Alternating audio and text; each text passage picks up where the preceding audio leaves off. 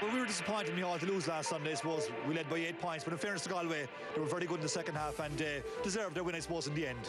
What went wrong with Cork in that second half? How have you been able to address it? Well, I suppose we didn't seem to play with the same level of intensity as we did in the first half, and I think at this level, when you don't play that way, you pay for it. And maybe we were a bit lucky. Jamie Coughlin had a great chance for a goal, and the goal James Skelton made a great save. So the small things went against us maybe, but on the day, I suppose a draw might have been a fair result. But we won in Dublin, where we were lucky, and lost last Sunday, where we may have got a draw. You mentioned intensity. It doesn't come any more intense than playing Kilkenny. What are you expecting from your team today? It'll take a massive step up in class to match these fellas, I'd imagine. Well, obviously they're entitled to be hot favourites against us today, and we've a long way to go to be at that level, but it'll be a great guide for us to see where we are, to actually where we stand in the overall pecking order in relation to Kilkenny and Tipperary next Sunday, the same thing. So I'm looking forward from that point of view, and the lads are very much up for it. I'd be hoping for a very good display. So Diagris in the good Emmer has and Freever the thought has to agus Shannon Dury Kusanach Sean Buchel the Cork. Well, Conor Lehan agus ta Philippe Diaver board to get Michael Fennelly in Sunday. Ach ta Lehan in a Hassav. Be Dynach come for a fighter shoot on Ona. Agus wadding kindly Michael Fennelly in Sun Rawa took a get our cart galore. Agus yn chiad desh ffyn to get shoot the Cork ta si sin fiachan dan a bahar fad. Agus sin hard llawn yn fad o'n Dave Lina. Agus táchtach gon dos no Cork goma agus go tapig yn sa tran hon agus sin anna llawn yn fad ag e Horgan.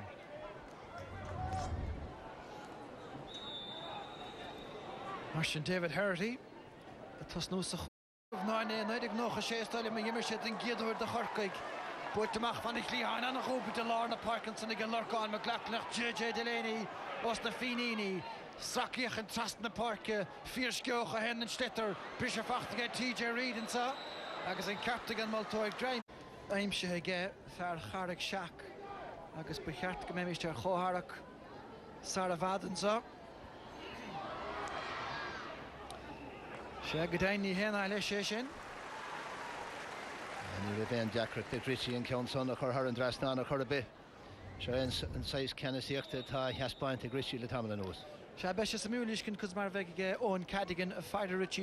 Slitter an dalah. Nes Richie Power.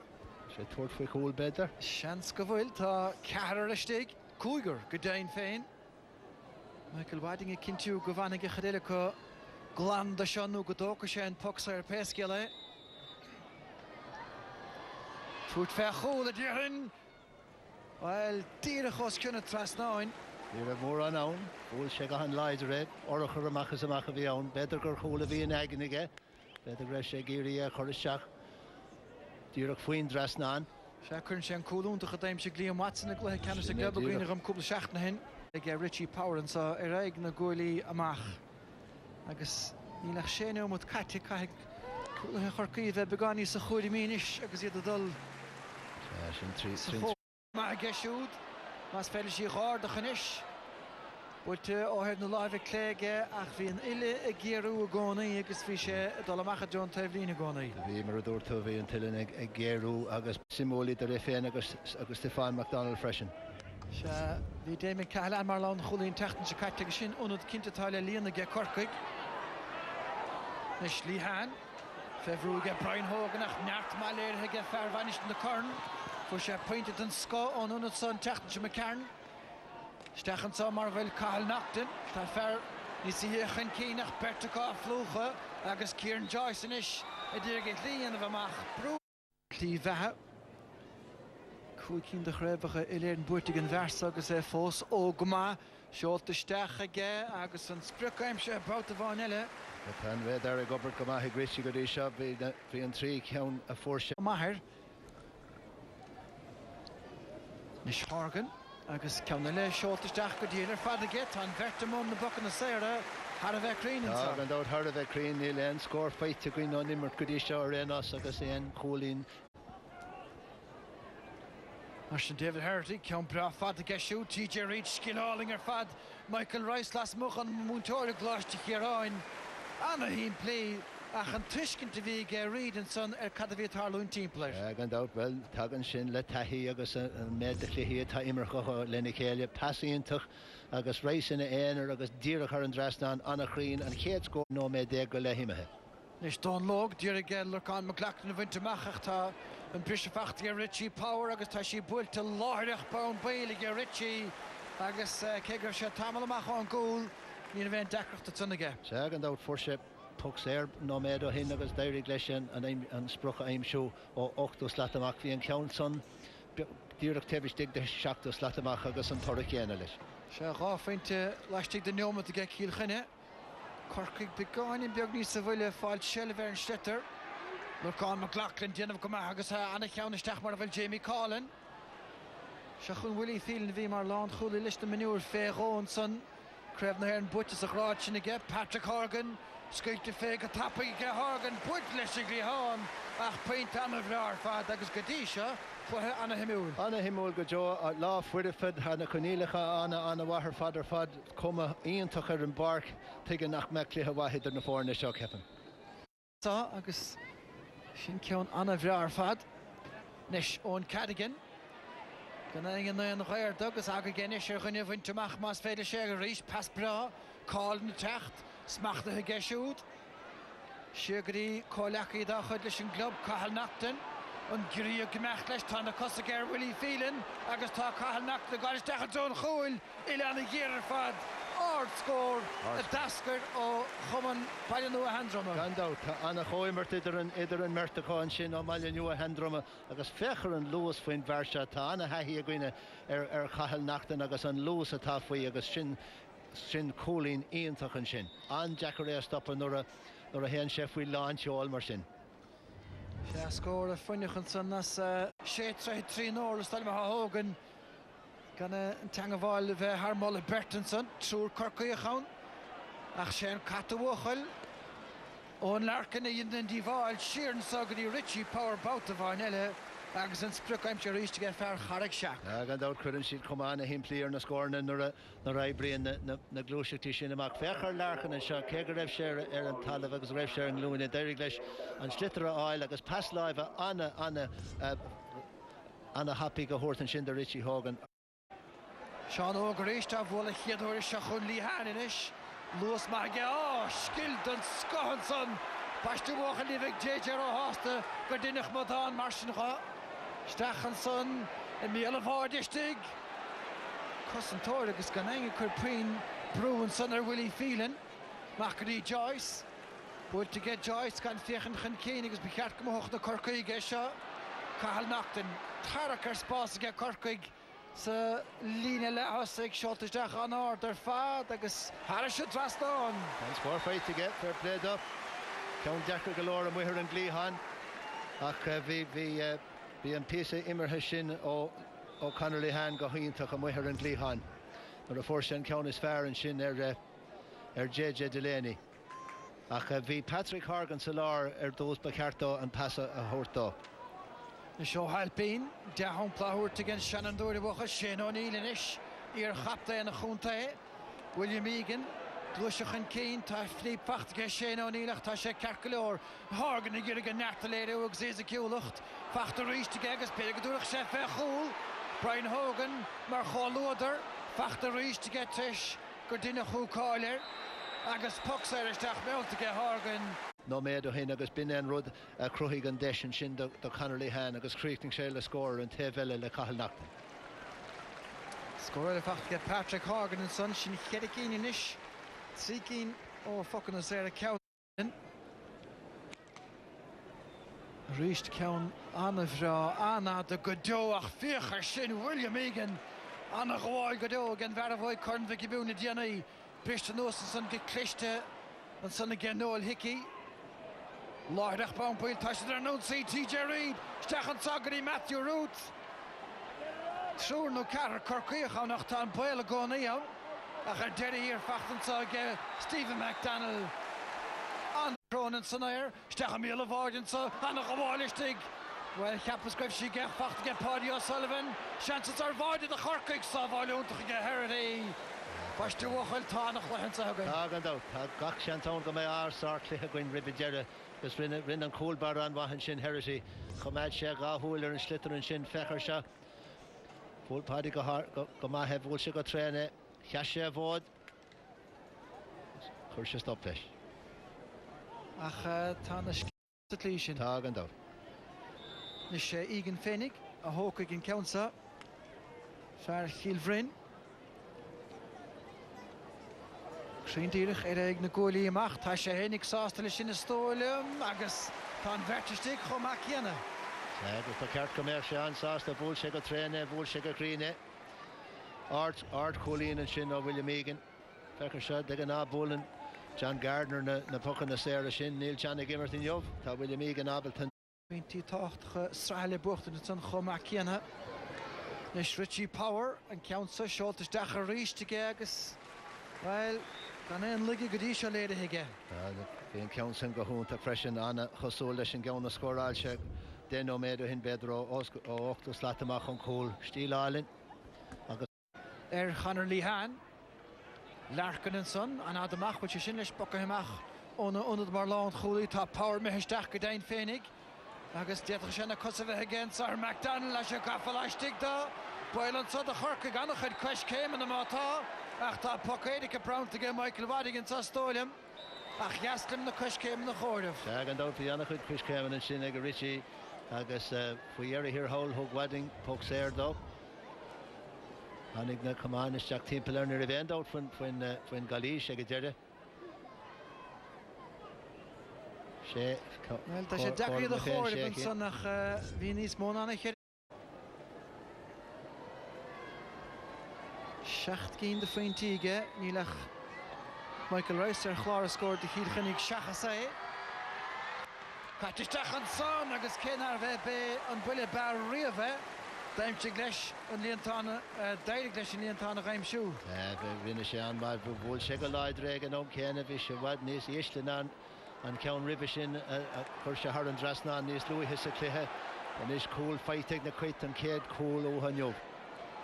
Jamie Collin I gebrú go dtíana an son direct with Richie Hogan na chuirda bhfuil Lorcán McLachlan is a direct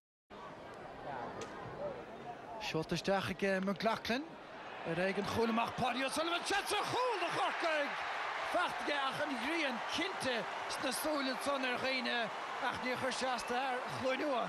Well ní dóilm go meid códaí ansásta le ón learchan mar Hannig an cúil sin an foxéir a hannig dá bhar an rudar ina learchan brise sé méil an cúil an sin agus déirigh láin choristeach sa líontán Paddy O'Sullivan nacha a críoch ní sé go tapige ní raibh seans madra an cúil baran ar a bhúlan túr an tal bheith chocóngrach sin leis. Ach scuileach leis go neafaseach an sannach tá learchan Harnáis ísir an trosa bhí seans ar faointige ach tá sé a fear na gúil siarn agadí TJ Reid có imirt álingar fadaige Kilkenny san bhí deisiga learchan inder na cúla hástáil bhí Reid techt mar hacaíocht artscór. Artscór an léargus ag learchan ar a aonn sé an slitar agus a cúla agus a grim leis an cúil de gnách tugann sé an pasáilin an sin sean sa ríis a Cork an seo.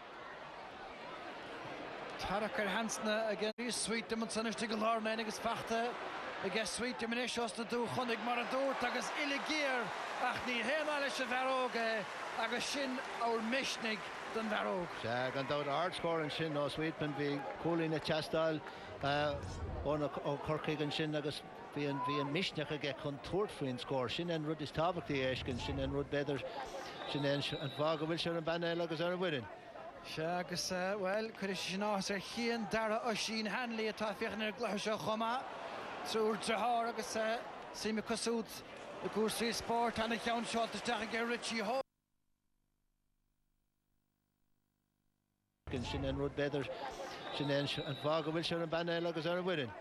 Se agus well chuir sin áhas ar chéan dara ó sin Hanley atá fiochan ar gluise seo chomá trúr dethár agus sime cosút a gúsaí sport anna cheann seoltasteach ag Richie Hogan an trosa míchrainn gáhar riimi se stáilm bhí sé nóm dó beidir go gapan sé féin go bhfuil sé nóm dó ceanna chur thar an drasán treis gá ceanna chur mú fechar an gceann sa ríis fuair sé beag an in spáis agus ar a héamh cléan sin bhí sé go haontach.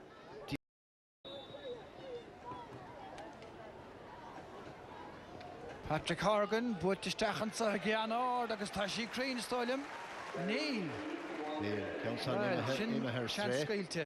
Patrick Horgan bucha haach beáín beagach tá sé is leanúisteachan is JJ Delaney á airi sin Marsin tá sé mé yes begáin agus mé macht Graham Chamáin ceart go leor ach Corcuich Murphy-sa.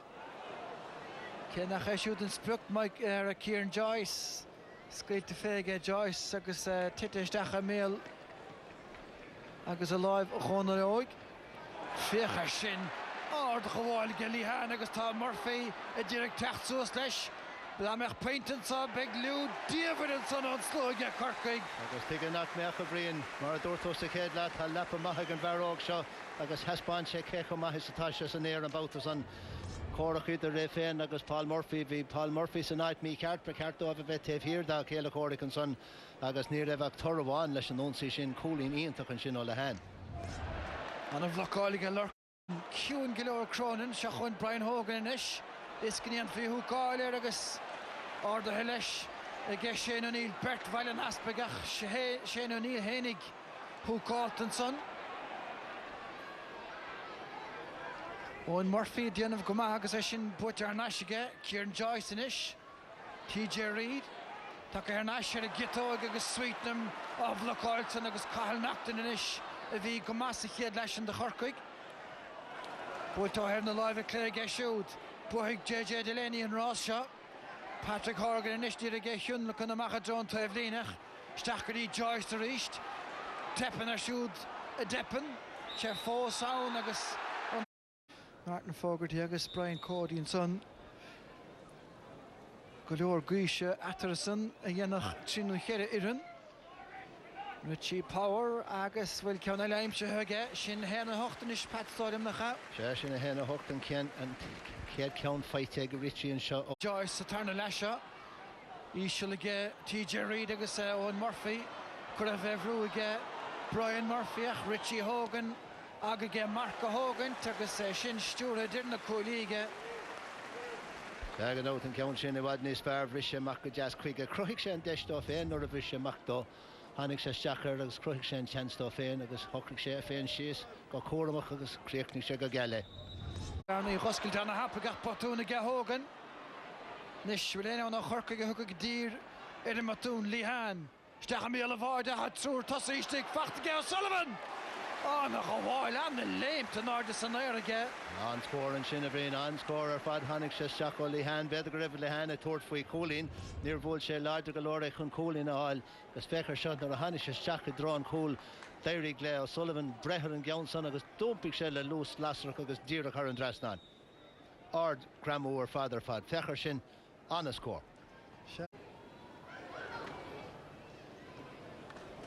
Ceanna le fós. Ja, do le kan kurre for il fast ni då en gul pange väl. Power. Stachdi Richie Hogan, ta Richie Trish Bogomach agus ni lenge, Trish Lenont ni dolem. Keg we Shane O'Neill sa verlachen is er kart galore. O'Neill reached. Agus Calais dienten sonner ta the park mas feder wint te mach. Stach amele vaard agus diente Gomanson. Ge Willie Field stodem de Kilkenny and pass. Nún glána fachtaige Lurcán McLaughlin. Sugarí Patrick Horgan pointe tastáil go dóir to Chorcaig agus níl sí fachtaige. Is tu an nús an son nach JJ Delaney á bhríon beag lecht an son agus a ríon le Patrick Horgan a bhlocáil agus tá duine chuirigh gan na inge ríist ní éon Chorcaig. En éon reachta agus é gáil isteach an son. Ní raibh agus an tean sin imethe ar fóríil agus Fuinte ige Corcaig sa tarna le Líhan agus Paddy O'Sullivan trí cína ige Kilkenny. Ceanna ige Richie Hogan an imirt agus rá foxéir ó Richie Power. Ach tá ionad dhéile a golabhú de Kilkenny inis agus be se chuún sa a bhad. William Egan idir an dálíonn de Chorcaig agus anna cheannar fad ó na lehénig. Gan dát agus Deirí leis ceannaíontach a scóráil sa chéad le freisin sin ceanil an sin ó William Egan an sin idir a seach de Corcaig fechar se bhúil se go híntach é agus Aidan Fogarty inis ar an taobhlíonn ag prepáil agus é beag. Is Michael Fenley géirí an áde. Fenley ciún go masach lethe tríd is tríd. Líhan, Richie Power dir cimad leis. Súr go timpplair tá daoine séir ní fláir. Scoiteach an son agus is pointe don giad scothir sin ige Jamie Collin na stáilm. Sin é sin Jamie Collin a bhuiir an Líhan.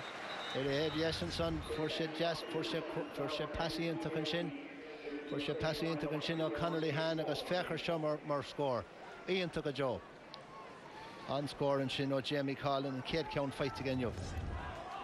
So TJ Reid, Sullivan, ach gaffa leistig de facht Gillihan, ta ferristig Paddy O'Sullivan.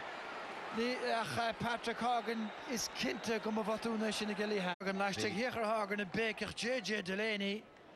Anober er fadige Delaney ni is niet gedrugen a Jishkin Sunwig. Die Hanagus Anna Gewailer Fadden Sonair ge Matthew Root ach McDonald. A jechent leis wochel ge fysikiulitsan. Tjunach Richie Powerlish. Ide heb beganach shahen Farah had in die wall as a tarna le Richie Hogan nach shin droch jaun kart. Elige Hogan. Richie Hogan is stachs spas maar veel Matthew Root ach Cardigan se valach shoot Lordig.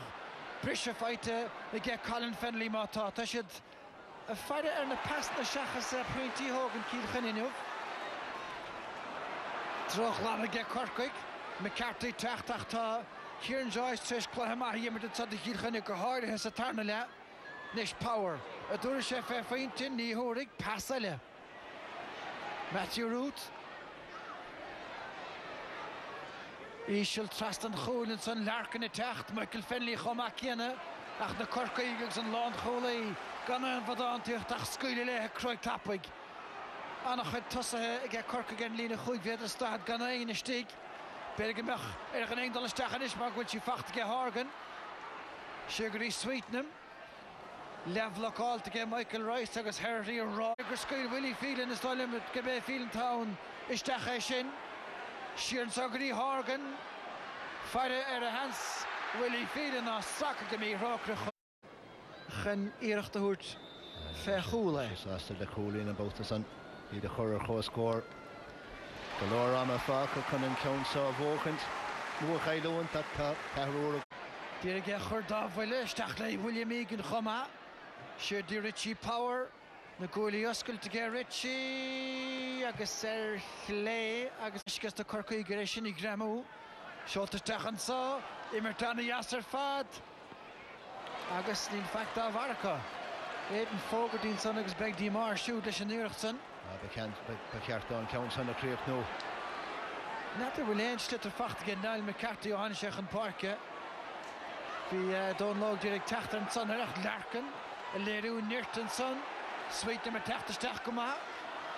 Sugary Hogan. Trust in the park geshu Goody Fogarty. Shane O'Neill se lacher shin. Smache Corrige O'Neill en Schlitter. Fogarty Fevru Gagoni. Fogarty gaffa Harris istach. Last call to get shoot. Agus Sarah reach to get on low gestig. Fos Corum. Roichon Sarah gama get on low. Carvis nach Pointy. If you want the son. Nishfach to get calling. Imertana hoog to get JJ Lenny to Kilkenny. Ach Neil Chick Lantica. Morale Fiske going to Tarnala. Ach. Pointy strahalúch for le bocht and agus Hagen with Chechesh Cork go Hurling Kane and so.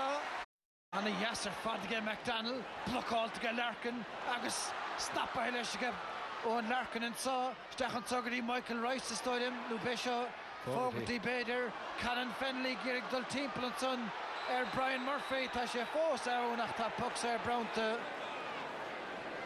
Rish rinne Larkin go ach agus luch sair and soige did here. Richie sauce the galore. Je kunt ver legt naar hem de pas. En hij goed. Sean ook helpen. Stakker die kronen en extent maar geshoot gaffachen Kane son. Kieran Joyce agus ta Cork gaffachen Kane. Chomage Patrick Cronin. And Kate score fight to Cronin and Shin agus Kate Amar score top of and son Shane O'Maid Falk and number Shin agus Anna score go Joan show o Cronin. Hustig sé agus creating sé. Lord Macht agus tá siad pointe chun Denigan sa. Seo chun chohar mó agus tá vertint to get Richie Power. Dag an dát sin cool agus ein cholín degan is fight to Richie Power. A chud is mód an a score na.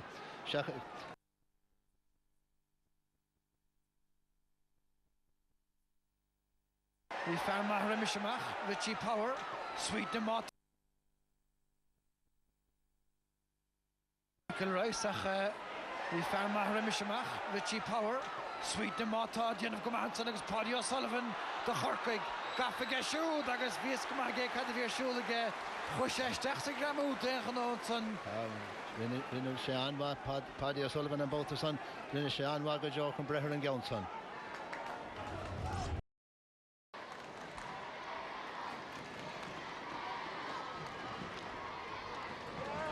Shotesteach again, August Tons, Brookheimshire again, Patrick Horgan. Corky Garish, Contosig, Holy. Ocataller, Con McLaughlin, and Lech Hushetson. August, well, Ta Cartele Brunner and Leiden saw. August, Uncover and New Bertistig, August, Dulta and Rua, August, and Arki Kalistig, Pat Cronin, and August, Richie Hogan.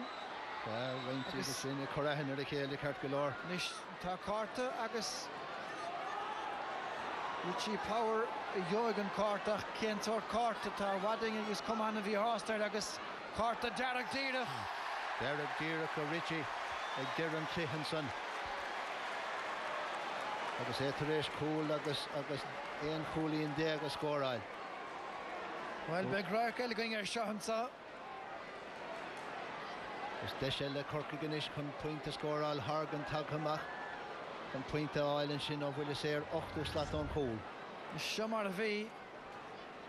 Well, the Slaker Shane is Cadigan in Arca Kale and Son, Agus, you don't agree in Chain, Tangaval Rover, Bedigrev. Trastan near Shachas and Schlitter and Sonach. Which is great. Peshana Halud Kinte Kilkenny. Council Career for Ilach Bednach, Gebenda, Varachele, the Horkig. Nish, Nimorna Gullen Town Catching is Gadain Fedig Town Catching saw Air Farki Haim Tampote Kilkenny and Gido is Strand of Blenasa. Agus Anna has spots get foot no Corkig big. Héna cuaig dia Conor Lehan is leachna himmerthe tá Conor Tuckach an Larting agus Donlan seo chuma le gradam leachna himmer a runna Conor. Thanks. Conor Cohordachas, great day, great job, and two, I'd say, very happy in terms of the league points that you got. Jimmy Barry and yourselves must be delighted. Well, absolutely over the moon, like, you know, especially after the last game, and we lost. We felt that we had a good chance of winning that game, and look, that's how game goes. But like, we got back here today, went back to training, put it down, and drove on, and thankfully we got the result today. Was today, the first 15 minutes just seemed that, I don't know whether you were playing at one particular pace, that you hadn't met anything with like the intensity Kilkenny give you, and you really had to step it up. Oh, we did, like, we knew that all during the week, like, so they played Kilkenny years and years, like, and that's the way it's always been, like, and they told us in training, we practiced in training, and thankfully it worked out today for us. And after, you know, let's face it, not a great last couple of years, what does today do in terms of lifting the spirit of the team? Oh, it means the world to us, and also, more importantly, it means the world to the Cork people as well, like, and that's what it's all about. And next weekend now, depending I suppose on how the Galway-Waterford result goes today, last thing we heard, Waterford were winning, so it could come down to a shootout between yourselves and Tip in one game, and Galway and Kilkenny in the other game, to see who are the three who come out of this division into the league semi-final. So a great weekend to come to. Excellent game, we can't wait for it. All right, Thanks. Go Hardagas, Buentana Masan Moan, so Conor Lehan, so Tá and Boa. We were delighted to win, but Darragh, to be honest, we were very disappointed last Sunday. We played well against Galway in the first half and didn't play well at all in the second half. So today we wanted to address that and see could we maintain our intensity for the second half today. So I'm pleased about that more than anything else. Yeah, strong finish by Cork, and that's a good response after last week's defeat by Galway. And indeed, Tomas Mulcahy, that win today now puts Cork back in the ball game again, if you like, in terms of the league semi-finals. Yeah, it puts them in the right position, I suppose. I mean, that was probably the determination that was in their play today, losing the way they did against Galway last weekend, you know, and they certainly put her up to Kilkenny in a lot of areas today. And I think Jimmy will be happy with the overall effort of the team, the commitment, the desire and stuff, and to get the win out, as you say, it does put them in the frame for the next game against Tipperary to actually win a league semi-final spot. We talked here, Tomas, on the programme a couple of weeks ago about this present Cork team and the job that Jimmy has in terms of the blending of some of the experienced players, like obviously Donal O'Cusick, 35 during the week, Sean O'Gallagher and so forth, and some of the young lads that are coming in, this injection of youth into the team. Yeah, when the team was picked, Michael, this week, people were looking at it, and you had seen Sean O'Gallagher for the last two matches at midfield, and he was getting a bit of game time there. But when the team section came around, Sean O was put back into wing back, and that was basically because of the young partnership that you have from Kilkenny, and you have Michael Felley and Michael Rice. So They put Lachlan O'Loughlin in there, and they put this guy, Darren Sweetman, in there, 2 youngsters. And what they did today was very effective. They actually stopped the runs, particularly of Michael Fennelly, like Michael Rice, that we've seen so many times in the past, getting through the centre. And there was huge commitment, huge work rate around the middle of the park. Here we see Sweetman, he's on Richie Power, forces Richie Power to put a ball across the field. And this is in the closing stages of the match. And Cork win a free and actually pushed themselves a point ahead. So, I mean, a bit of youth, a bit of strength, a bit of physique, and guys that love the physical presence in the middle of the park worked certainly for Cork today. And Cork hurling fans will be happy to see Sweetman playing in the Cork jersey because he's spoiled for choice in his sporting career. He is spoiled for choice, I suppose. He's a talented hockey player. I believe he's on the Munster under 19 development squad as well in rugby. So it's great to see that he's given Cork hurling a go at this stage, and he certainly is one for the future. We saw a sending off for Kilkenny today. They also had a couple of bookings during that match. Were they all deserved, do you think? Yeah, I suppose when people look at it and you see 5 yellow cards for Kilkenny, a red card as well. I mean, some of them were, look, you see here, there's no need for O'Loughlin to react. The free was given. He pushes Lachlan O'Loughlin in the back, and Michael Watt is probably correct. He does give him a yellow card because a melee could have occurred straight after that. Here we see a situation as well. TJ Reid, it's a flick of the hurley across the face, and look, it is a yellow card offence. Yeah. We've seen in the past some of these can maybe red card offences as well. Other situations, there was another yellow card given to Richie Hogan, which was totally unfair. He played the ball. This is probably the controversial one to me when you look at it again.